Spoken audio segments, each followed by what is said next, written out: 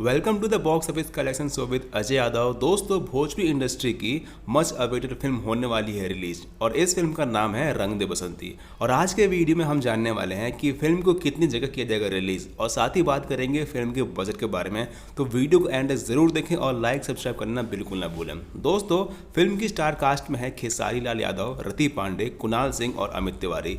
इस फिल्म को प्रोड्यूस किया है रोशन सिंह ने, वहीं फिल्म को डायरेक्ट किया है प्रेमांशु सिंह ने। दोस्तों, इस फिल्म को रिलीज किया जाएगा 7 जून को यूपी, दिल्ली, एनसीआर और उत्तराखंड के तकरीबन 50 सिनेमाघरों में।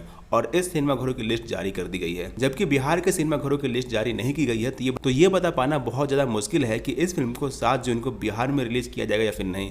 हो भी सकता है, नहीं भी हो सकता, और ये भी हो सकता है कि बिहार में इस फिल्म को एक हफ्ते बाद किया जाए रिलीज।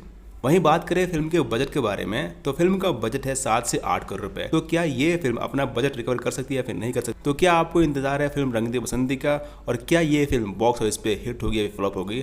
कमेंट बॉक्स में जरूर बताएं। मिलते हैं किसी और फिल्म के बॉक्स ऑफिस कलेक्शन या फिर किसी लेटेस्ट जानकारी में। जब तक के लिए बने रहिए, देखते रहिए entertainment for you. Thanks for watching.